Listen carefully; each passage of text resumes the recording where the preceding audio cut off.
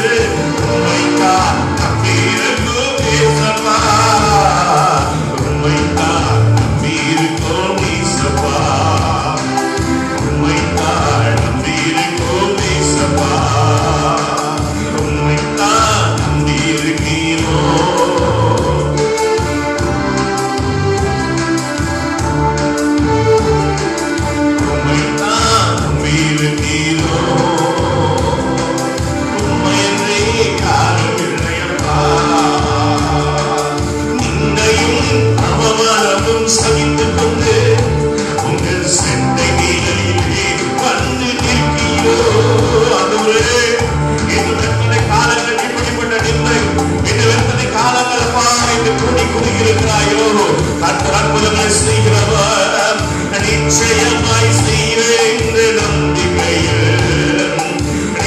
அதிசயமாய் செய்வீர் என்ற நம்பிக்கையில் உங்க கரத்தை நோக்கி இருக்கிறோம்.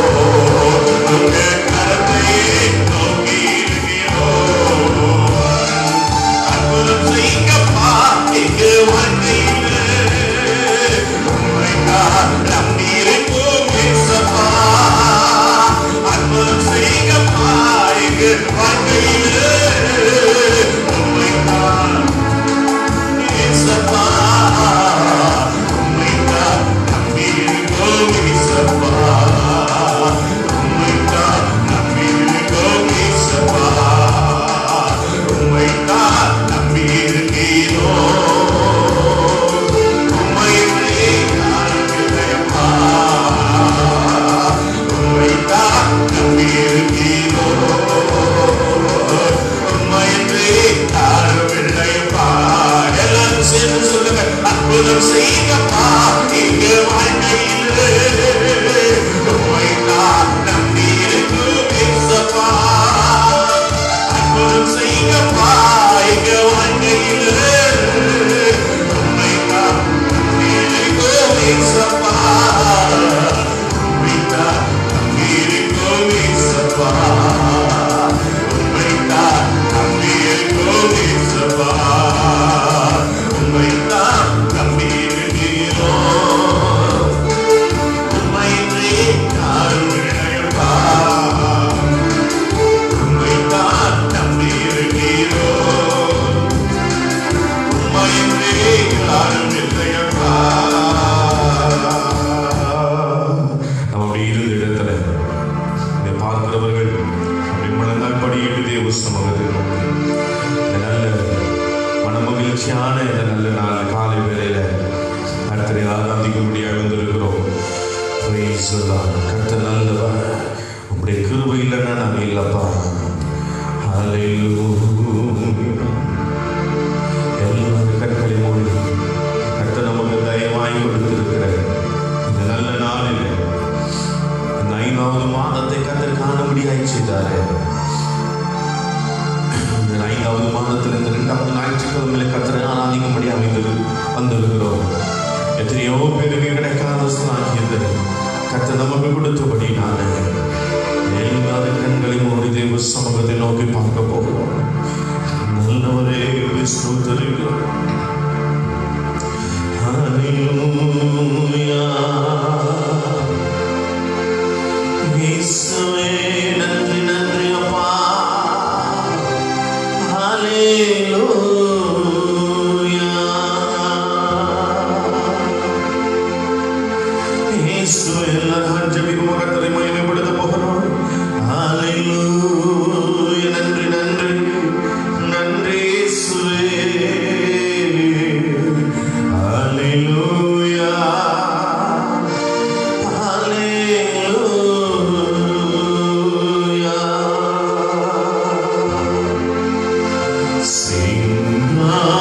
சிங்காசனத்தில் வீற்றிருக்கும் பரிசுத்தரே. பரிசுத்தரே. ஆண்டவரை பார்த்து சிங்காசனத்தில் வீற்றிருக்கும் பரிசுத்தரே. பரிசுத்தரே. ஆராதனை உமக்கே. ஆராதனை. ஆராதனை உமக்கே. ஆராதனை. ஆராதனை உமக்கே. ஆராதனை. ஆராதனை உமக்கே. ஆராதனை.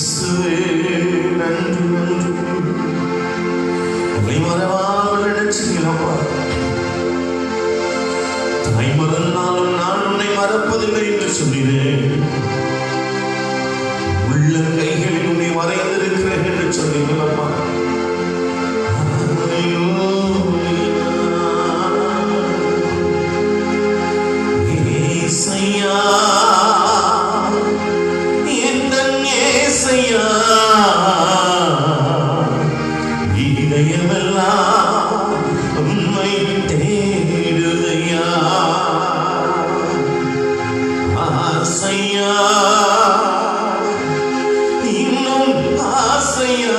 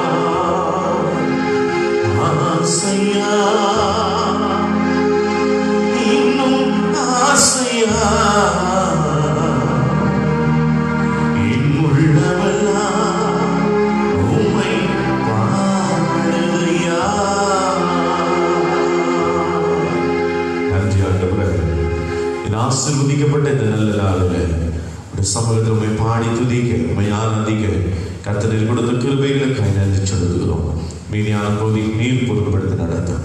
இயேசுவின் நாமத்தில் ஜெபிக்கிறோம் நல்ல பிதாவே, ஆமென்.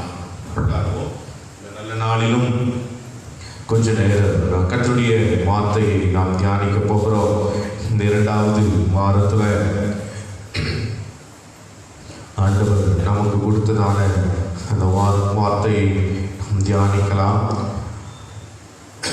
ஆமோஸ் தீர்க்கதரிசன புஸ்தகம் 5வது அதிகாரம் 6வது வசனத்தை நாம் வாசிக்க கேட்கலாம். ஆமோஸ் 5வது அதிகாரம் 6வது வசனம். கர்த்தரை தேடுங்கள், அப்பொழுது பிழைப்பீர்கள். கண்களை மூடி நாம் ஜெபிக்கலாம். வானத்துக்கும் பூமிக்கும் சகல அதிகாரமும் படைத்த எங்கள் அன்பின் பரலோக பிதாவே, இந்த ஆசீர்வதிக்கப்பட்ட இந்த நல்ல கால வேளையில இப்பொழுதும் நீர் எங்களுக்கு கொடுத்த இந்த நல்ல வார்த்தைக்காய் ஜெபிக்கிறோம். இந்த வார்த்தை மூலமாக எங்களோடு நீர் பேசும். இந்த வார்த்தை ஆவிக்குரிய ஜீவியத்திற்கு வளர்ச்சியையும் மாற்றத்தையும் ஆசீர்வாதத்தையும் கொண்டு வரட்டும். இயேசுவின் நாமத்தில் ஜெபிக்கிறோம் நல்ல பிதாவே, ஆமென். வாசிக்கலாம்.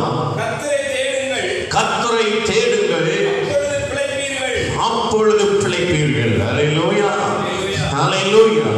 அருமையான தேவ பிள்ளைகளே, கடந்த நாட்களிலே நான் தேவ சமூகத்தில் ஆண்டவரே என்ன வார்த்தையை நான் கொடுக்க வேண்டும் எனக்கு தாரும் என்று ஜெபித்த போது ஆண்டவர் இந்த வார்த்தை எனக்கு நினைப்பூட்டினார். கர்த்தரை தேடுங்கள், அப்பொழுது பிழைப்பீர்கள். ஆமென். ஆண்டவர் ஏன் இந்த வார்த்தை நமக்கு ஞாபகப்படுத்த வேண்டும்? இன்று ஆவிக்குரிய பிள்ளைகளாய் இருக்கிற நம்முடைய வாழ்க்கையில நாம் இன்றைக்கு முதலாவது கர்த்தரை தேடுகிற ஒரு அனுபவத்தில் இருக்கிறோமா? அருமையான தேவ ஜனமே, ஆங்கில வேதாகமத்தில் சொல்லுகிறது, ஆண்டவரை கண்டடையுங்கள், ஆண்டவரை கண்டடையுங்கள் என்று சொல்லி ஆங்கில வேதாகமத்திலே சொல்லி இருக்கிறார்கள். அருமையான தேவ பிள்ளைகளே, இன்றைக்கு நமக்கு ஏதாவது ஒரு போராட்டங்கள், பிரச்சனைகள், ஒரு வேதனைகள் அல்லது நாம் எதிர்பார்க்கிறது இருக்கிற காரியங்கள் கிடைக்க வேண்டும் என்று சொல்லி நாம் இருக்கும் சமயத்தில் தான் நாம் கர்த்தரை நாடுகிறோம், ஆண்டவரை தேடுகிறோம். ஆனால் வேதம் சொல்லுகிறது, முதலாவது தேவனுடைய ராஜ்யத்தையும் அவருடைய நீதியும் தேடுங்கள், அப்பொழுது இவைகள் எல்லாம் உங்களுக்கு கொடுக்கப்படும் என்று சொல்லி. ஆனால் இன்றைக்கு ஆவிக்குரிய பிள்ளைகள் நாம் பிழைப்புக்கான காரியங்களை தான் நாம் தேடுகிறோம்.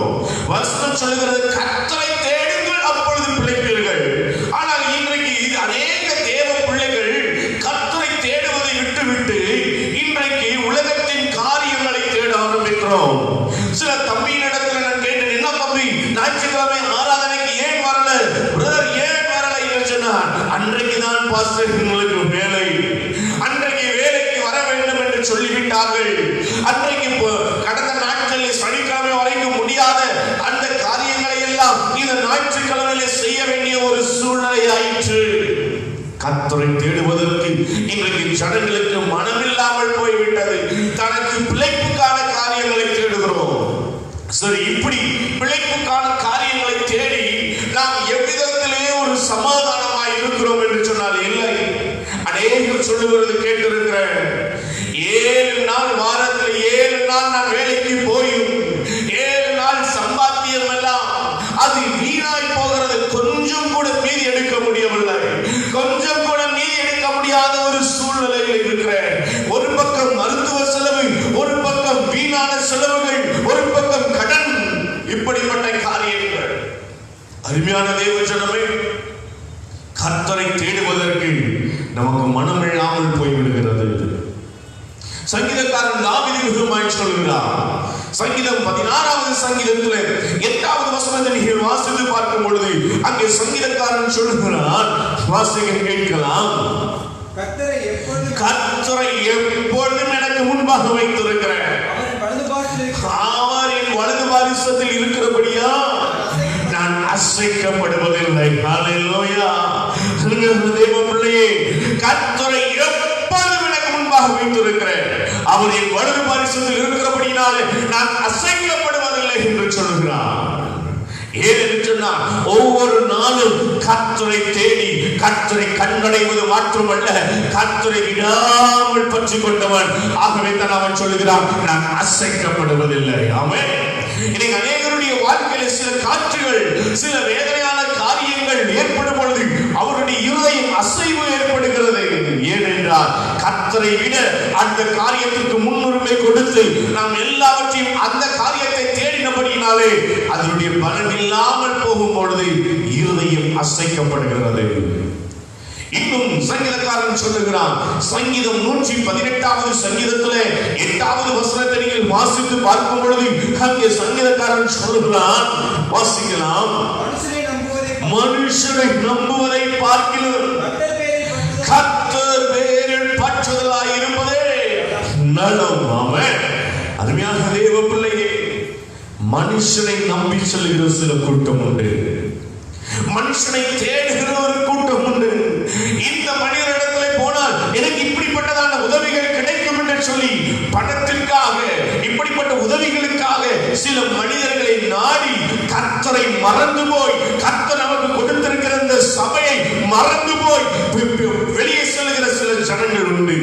அருமையான தேவ ஜனமே, இந்த கடைசி நாட்களிலே கர்த்தர் நமக்கு செய்த நன்மைகளை நினைத்து இன்னும் அதிகமாய் கர்த்தரிடத்தில் கிட்டி சேர வேண்டும். மனுஷனை நம்புவதை பார்க்கிறோம் கர்த்தர் பேரில் பற்றுதலாய் இருப்பதே நல்லது. அல்லேலூயா. இன்னும் சங்கீதக்காரன் சொல்லுகிறார், சங்கீதத்திலே 34வது சங்கீதம் 5வது வசனத்தை நீங்கள் வாசித்து பார்க்கும் பொழுது, அவரை நோக்கி பார்த்த ஜனங்கள் ஒருபோது வெட்கப்பட்டு போனதில்லை. அல்லேலூயா. அருமையான தேவ ஜனமே, இந்த 3 வசனங்களை நீங்கள் வாசித்து பார்த்தால், முதலாவது அசைக்கப்படுவதில்லை, இரண்டாவது அவன் மனுஷனை நம்பாமல் கர்த்தரை நம்பினபடினாலே கர்த்தர் அவனோடு கூட பல காரியங்களை செய்தார், மூன்றாவது அவன் முகங்கள் ஒருபோது வெட்கப்படவில்லை. இந்த வார்த்தை நான் தியானித்துக் கொண்டிருந்த போது, இந்த தாவீது அவன் ஆடுகளை மேய்த்தவன், அவன் அரசனாய் மாறினானே, அவன் எவ்விதமாய் கர்த்தரை கண்டடைந்து கொண்டான். இந்த தாவீது எவ்விதமான வழிகளிலே கர்த்தரை தேடினான், கர்த்தரை கண்டடைந்தான். நாம் நன்கு அறிந்திருக்கிறோம், தாவீதினுடைய தகப்பன், அவனுக்கு 8 குமாரர்கள் இருந்தார்கள். அந்த 8 குமாரர்களை 7 குமாரர்களை அவனுக்கு நினைவுக்கு இருக்கிறது. ஆனால் இந்த 8வது மகனை அவன் மறந்து போகிறான். சாமுவேல் தீர்க்கதரிசி வந்து அவனுடைய தகப்பனிடத்தில் கேட்கிறான், இப்பொழுது தேவன் உன்னுடைய குடும்பத்திலிருந்து ஒருவரை ராஜாவாய் அபிஷேகம் பண்ணும்படி என்னை அனுப்பினார் என்று சொல்லும் பொழுது, அவனுடைய தகப்பனுக்கு நினைவுக்கு வருகிறதெல்லாம் நன்கு பலசாலியாய் நல்ல உடல் கட்டமைப்பு இருக்கிறதான தன்னுடைய மகன்களை எல்லாம் கொண்டு வந்து விடுகிறார்.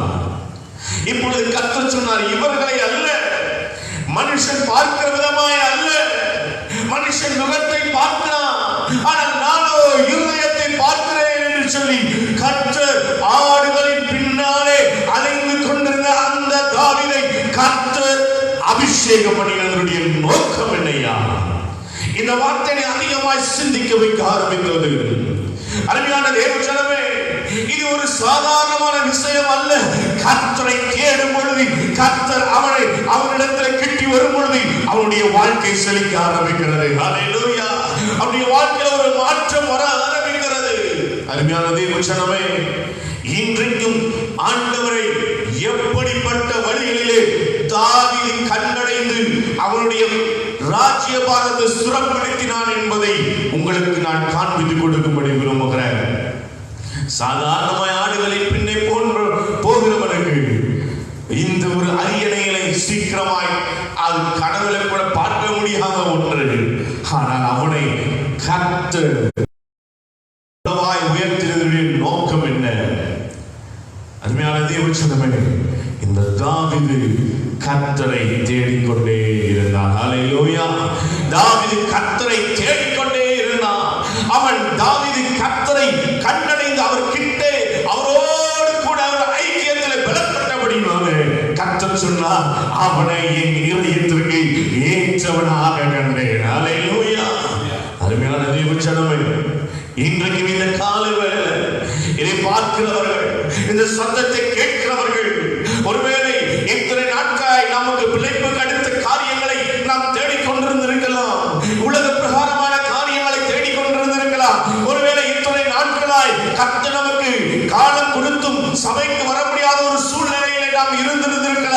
ஆனால் உன் சூழ்நிலைகளை கர்த்தர் பார்க்கிறவர். உன் சூழ்நிலைகளை மாற்றி கர்த்தரை ஆசீர்வதிக்கிற தேவனாய் இருக்கிறார்.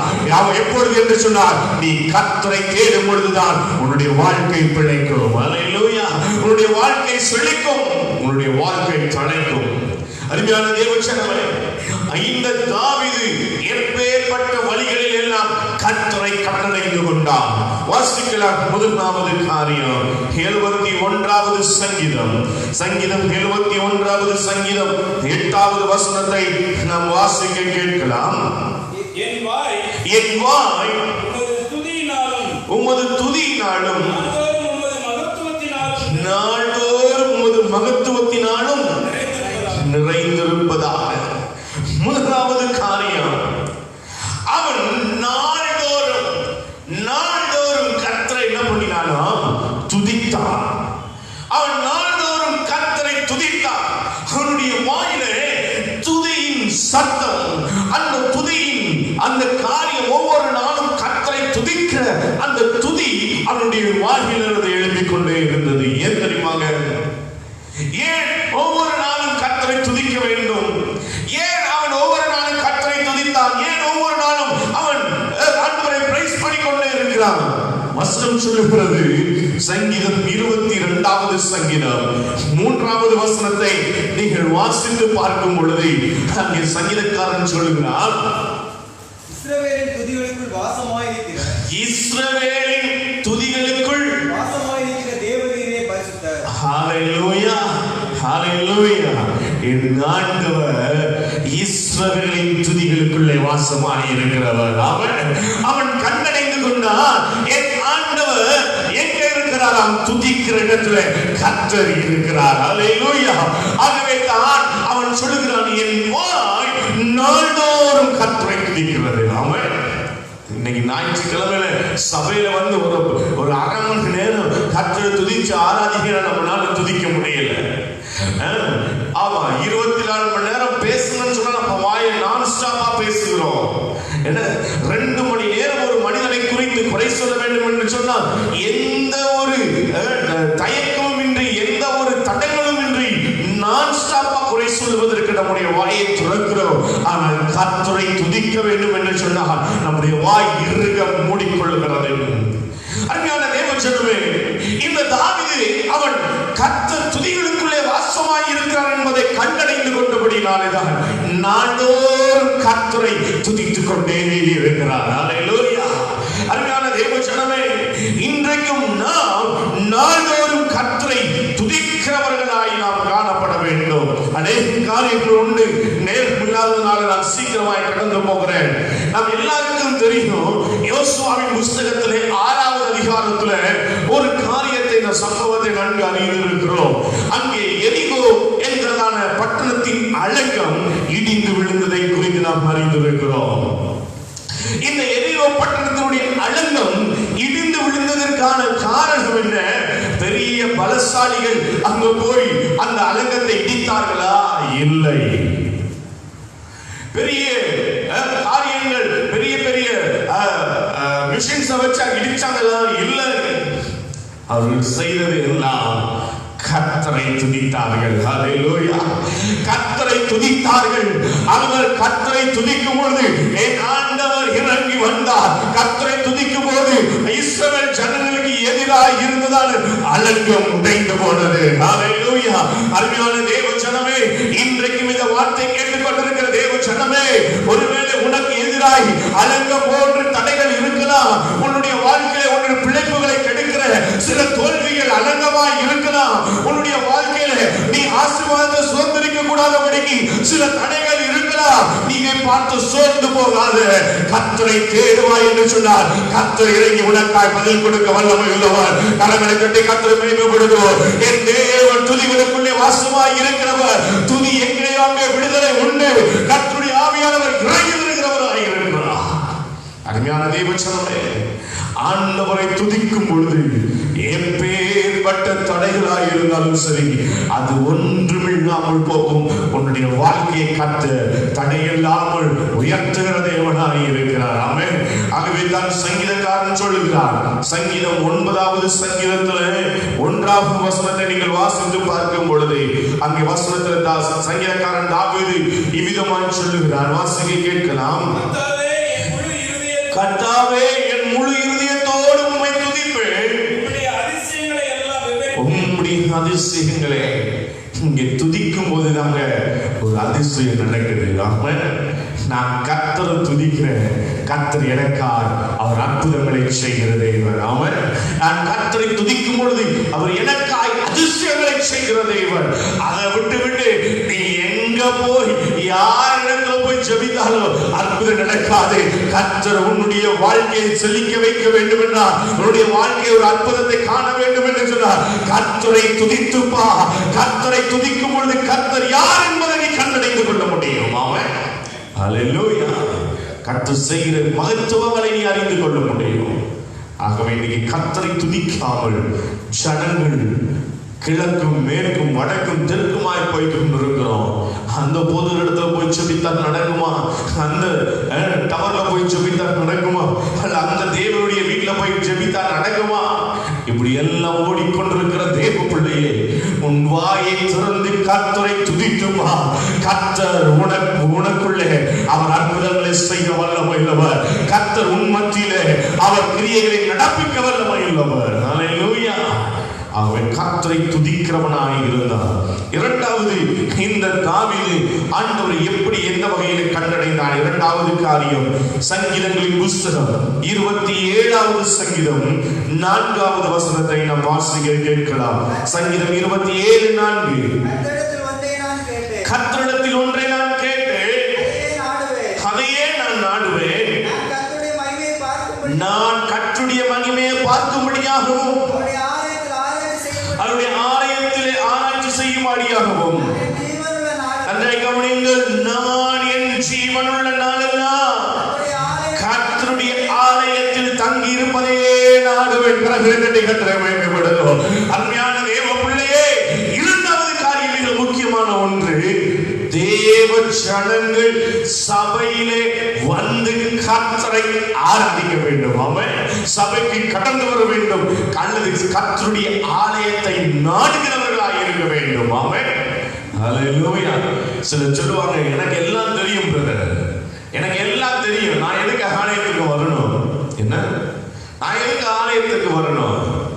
இப்படி சிலர் எல்லாம் பெருமை பாராட்டி கொண்டிருக்கிறார்கள். நான் நிச்சயமா சொல்றேன், நீ இந்த பூமியில நீ பெருமை பாராட்டலாம், ஆனா நித்தியமா வாழ போகிற அந்த தேசத்துல உனக்கு கொஞ்சம் இடம் கூட கிடைக்கவே கிடைக்காது. நீ ஆலயத்துல வந்து தேவனை தேடலனா, ஆலயத்தை நீ நாடலனா, அங்க தேவ சமூகத்துல போகும்பொழுது இத்தனை நாட்கள் இத்தனை வருஷம் உனக்கு ஜீவனை கொடுத்த போது எத்தனை முறை நீ ஆலயத்துக்கு போய் இருக்கிறார்? இந்த ஆண்டவர் கேட்கும் பொழுது நாம் என்ன சொல்ல முடியும்? சிலர் சொல்லுகிறார்கள், டிவியில் நான் பார்க்கிறேன் பாஸ்டர், உனக்கு நேரமும் காலமும் தருணமும் இருக்கும் பொழுது நீ அதை அல்ல தட்டுவாய் என்று சொன்னால் உன் நிலைமை மிகவும் மோசமாக இருக்கும். இந்த தாவீது ஆலயத்தை நாடினான். ஆமென். ஹல்லேலூயா. ஆலயத்தை நாடினான். தேவனுடைய ஆலயத்துல அவன் இருந்தான். ஏன் தெரியுமா? அதே சங்கீதத்தில் 4வது வசனம் சொல்லுகிறது, ஆண்டவருடைய ஆலயத்துல அவருடைய மகிமை விளங்கும். ஆமென். கர்த்தருடைய ஆலயத்துல தேவ மகிமை வெளிப்படும். தேவ மகிமை வெளிப்படும். சிலர் அநேக சாட்சி சொல்லுவதை கேட்டிருக்கிறேன். ஆலயத்துல போய் ஜெபித்தேன், கர்த்தர் ஒரு அற்புதத்தை செய்தார். நம்ம எல்லாருக்கும் தெரியும், அண்ணாளுக்கு பல வருடங்கள் குழந்தை பாக்கியம் இல்லாமல் இருந்தது. என்று அவன் ஆலயத்தில் போய் அவள் தேவ சமூகத்தில் மனம் கசந்து அழுது ஜெபித்தாலோ அந்த ஆலயத்தில் கர்த்தர் அவருடைய ஜெபத்தை கேட்டார். அவன் ஹல்லேலூயா. ஏனென்று சொன்னால் 2 நாளாகமத்தின் புஸ்தகம் 6வது அதிகாரம் 40வது வசனத்தில் நீங்கள் வாசித்து பார்க்கும் பொழுது அங்கே வேதம் விதமாய் சொல்லுகிறது. அங்கே சாலமோன் ராஜா விதமாக எழுதி வைத்திருக்கிறார். வாசிக்கலாம். இப்போதும் என் தேவனே இந்த ஸ்தலத்தில், அதாவது தேவனுடைய ஆலயத்தில் செய்யப்படும் விண்ணப்பத்திற்கு உம்முடைய கண்கள் திறந்தவைகளும் உம்முடைய செவிகள் கவனித்தவைகளுமாய் இருக்கிறது. ஹல்லேலூயா. ஆகவே தான் சங்கீதக்காரன் சொல்லுகிறான், சங்கீதம் 84வது சங்கீதத்திலே 10வது வசனத்தை நீங்கள் வாசித்து பார்க்கும் பொழுது 1000 நாளை பார்க்கிலும் உமது பிரகாரங்களில் செல்லும் ஒரே நாள் நல்லது, ஆகாமிய கூடாரங்களில் வாசமாய் இருப்பதை பார்க்கிலும் என் தேவனுடைய ஆலயத்தின் வாசற்படியில் நின்று காத்திருப்பதே தெரிந்து கொள்வேன். ஹல்லேலூயா, ஹல்லேலூயா. 1000 நாள் இருப்பதை பார்க்கிறோம். என் தேவனுடைய ஆலயத்தில் சென்று கர்த்தரை துதிக்கும் பொழுது, அவருடைய மகிமை தேவ ஆலயத்தை போடும் பொழுது எனக்குள்ள ஒரு பெரிய ஒரு சந்தோஷம். ஆமென். ஹல்லேலூயா. அருமையான தேவச்சனமே, சங்கீதம் 11வது சங்கீதத்துல 4வது வசனத்தை வாசித்து பார்க்கும் பொழுது கர்த்தர் தம்முடைய பரிசுத்த ஆலயத்திலே என்ன பண்ணுகிறாரா? இருக்கிறார். போதும், அவர் பரிசுத்த ஆலயத்தில் இருக்கிறார். ஆகவே நான் அங்கே போகும் பொழுது, ஆண்டவருடைய ஆலயத்தைக்கு நான் கடந்து போகும் பொழுது அவருடைய கண்கள் என்னை காணும். அவன் அவருடைய கண்கள் என்னை பார்க்கும். நான் ஆண்டவருடைய ஆலயத்தை நாடுவேன்.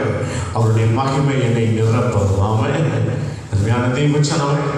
ஒருவேளை இன்றைக்கு இந்த சூழ்நிலையிலே தான் எத்தனை பேருக்கு இந்த ஆலயத்தினுடைய மகத்துவம் இப்பொழுதுதான் புரிய ஆரம்பித்திருக்கிறது. கடந்த நாட்களிலே நாங்கள் வீடு சந்திக்க போகும்போது சிலர் நாங்கள் பார்த்தபோது சொன்னார்கள், என்னதான் நாங்கள் வீட்டில் ஜெபித்தாலும் பாஸ்டர், ஆலயத்துல வந்து கொஞ்ச நேரம், அந்த 2 மணி நேரம் கர்த்தரை ஆராதிக்கும் போது இறங்குகிற அந்த மகிமை இருக்கு பாருங்க, அதற்கு ஈடு இணை எதுவுமே இல்லை. ஹல்லேலூயா.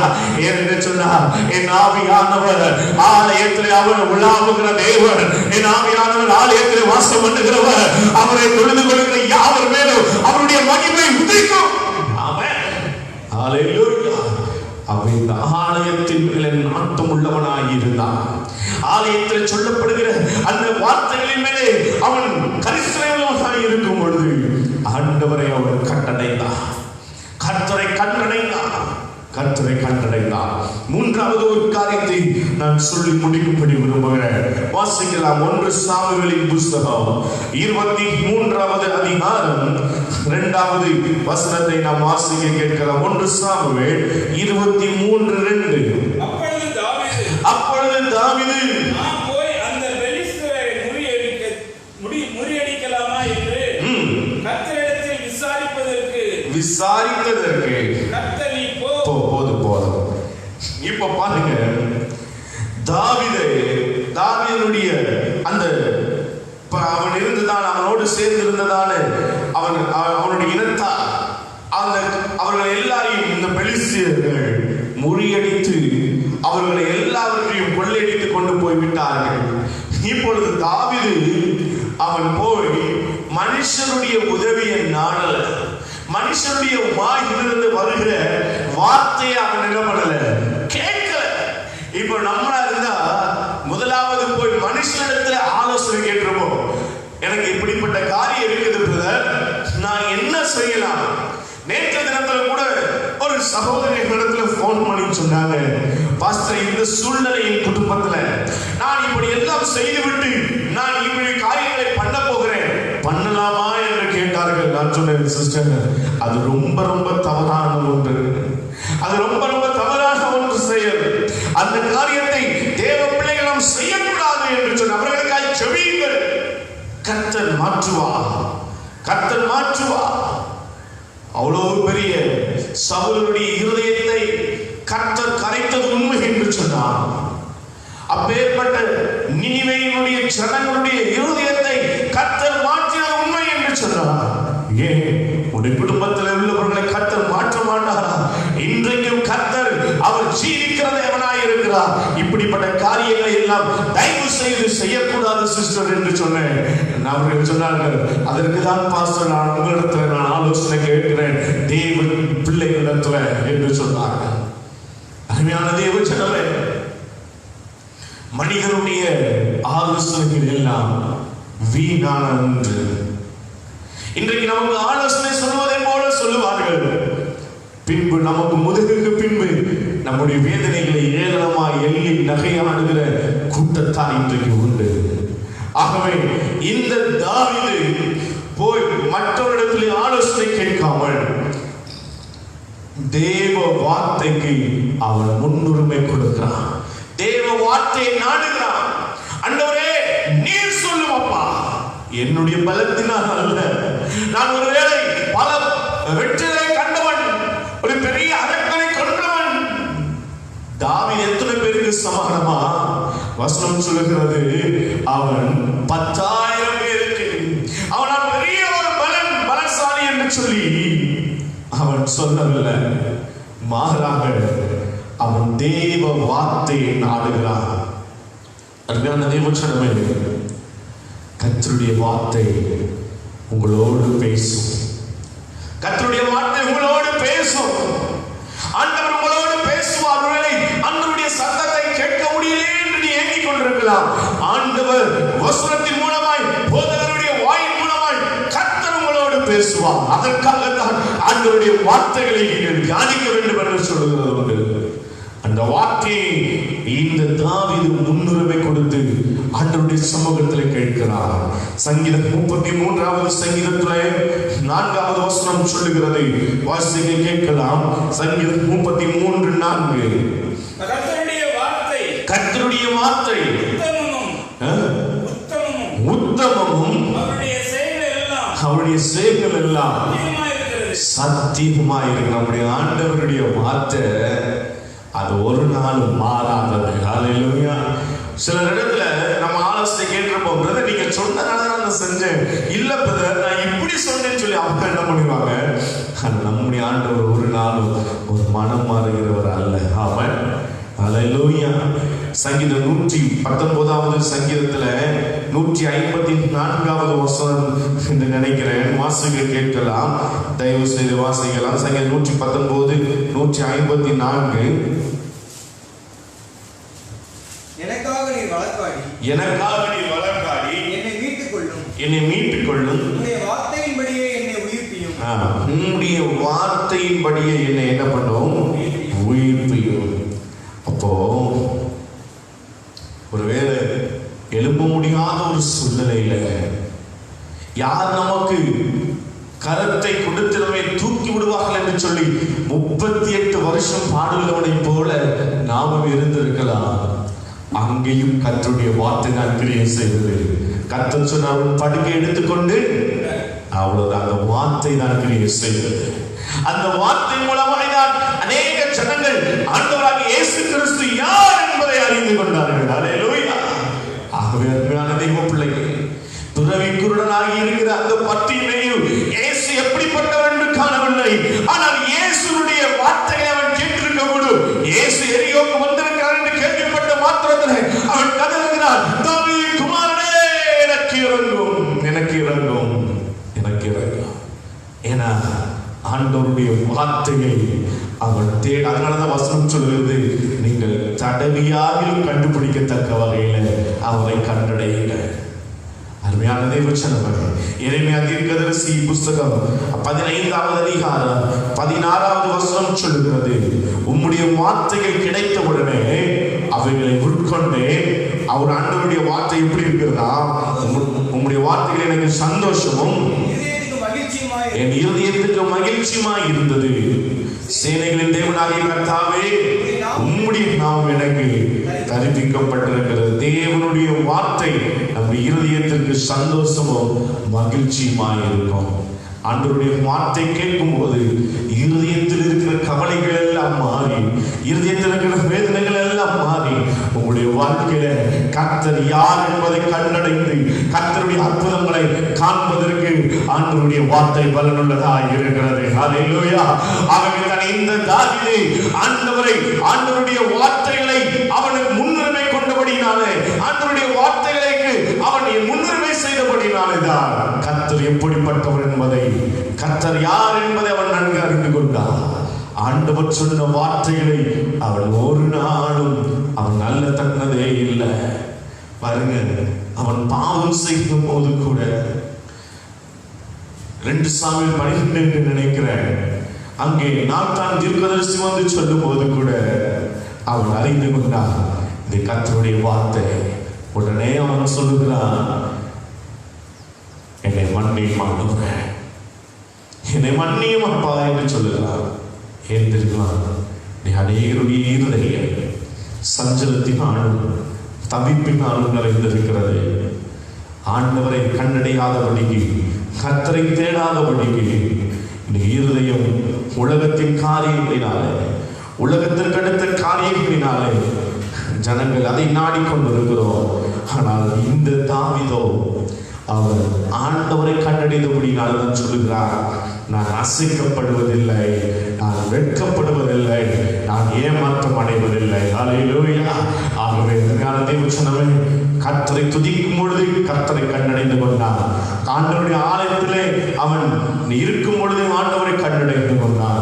தெய்வ வார்த்தையின் மேலே அவன் கவனம் செலுத்தும் போது ஆண்டவரை கண்டடைந்து கொண்டான். இன்றைக்கும் நீங்களும் நானும் எப்படிப்பட்ட காரியங்களை செய்கிறோம்? கொஞ்ச நேரம் நம்மை நாமே நினைத்து பார்ப்போம். நம்ம எல்லாரும் கண்களை மூடி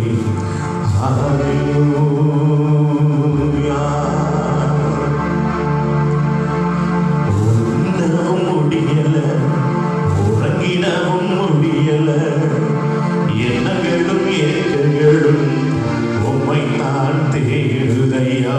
என்னோடு கூட எத்தனை பேர் சொல்ல முடியும்? ஒன்னவும் முடியல, உறங்கவும் முடியல, எண்ணங்களும் ஏக்கங்களும் உம்மை நான் தேடுதையா. ராஜா நீங்க இல்லாம நான் இல்லையே, உங்க நீரில்லாத வாழ்வெல்லாம் வாழ்வே இல்லையே. சொல்லுமா, ராஜா நீங்க இல்லாம நான் இல்லையே, உங்க நீரில்லாத வாழ்வெல்லாம் வாழ்வே இல்லையே. உம்மை தேடி தேடி உள்ளம் நீங்குதே, உம்மை தேடி தேடி உள்ளம் நீங்குதே. ஏசையா, என் ஏசையா, என் இதயமெல்லாம் உம்மை தேடுதையா. ஆசையா, இன்னும் ஆசையா, என் உள்ளமெல்லாம் உம்மை பாடுதையா. ஏசையா, என்ன ஏசையா, என் இதயமெல்லாம் உம்மை தேடுதையா. ஆசையா, இன்னும் ஆசையா, என் உள்ளமெல்லாம் உம்மை பாடுதையா. வானத்துக்கு பூமிக்கும் சகல அதிகாரம் படைத்த இளம்பின் பரலோக பிதாவே, இது ஆசீர்வதிக்கப்பட்ட இந்த நல்ல நாளில் ஆண்டவரே, இப்பொழுது நாங்கள் கேட்ட வார்த்தையின்படி கர்த்தரை தேடுங்கள், அப்பொழுது பிழைப்பீர்கள் என்று சொன்னீர்கள். நாங்கள் எந்தெந்த வழிகளிலெல்லாம் நாங்கள் தேட கர்த்தர்களுக்கு பாராட்டின கிருபைக்காய் நன்றி. இதை பார்க்கிற, இதை கேட்கிற யாவருக்கும் கர்த்தரின் நன்மைகளை தந்து நடத்தும். ஆசீர்வதியும், பெரிய காரியங்களை செய்யும். விசேஷமாக இந்த கொரோனாவினாலே பாதிக்கப்பட்ட என் ஜனங்கள் கர்த்தரை விடுதலையாகும். என் தேசம் ஆண்டவரே சமாதானமாய் சந்தோஷமாய் விளங்கட்டும். சீக்கிரமாய் நாங்கள் ஆலயத்தில் ஆராதிக்க உதவி செய்யும். ஆசீர்வதி இயேசுவின் நாமத்தில் ஜெபிக்கிறோம் எங்கள் நல்ல பிதாவே. ஆமென், ஆமென். என் ஆத்துமாவே கர்த்தரை ஸ்தோத்திரி, என் முழுவதுமே அவருடைய பரிசுத்த நாமத்தை ஸ்தோத்திரி. என் ஆத்துமாவே கர்த்தரை ஸ்தோத்திரி, கர்த்தர் செய்த சகல உபகாரங்களையும் மறவாதே. ஆமென். அப்படியே கர்த்தராகிய இயேசு கிறிஸ்துவின் கிருபையும் பிதாவாகிய தேவனுடைய அன்பும் பரிசுத்த ஆவியின் அன்பும் ஐக்கியமும் நம் அனைவரோடும் இன்றும் என்றும் சதா காலமும் கூட இருப்பதாக. ஆமென், ஆமென். கர்த்தர் உங்களை ஆசீர்வதிப்பாராக.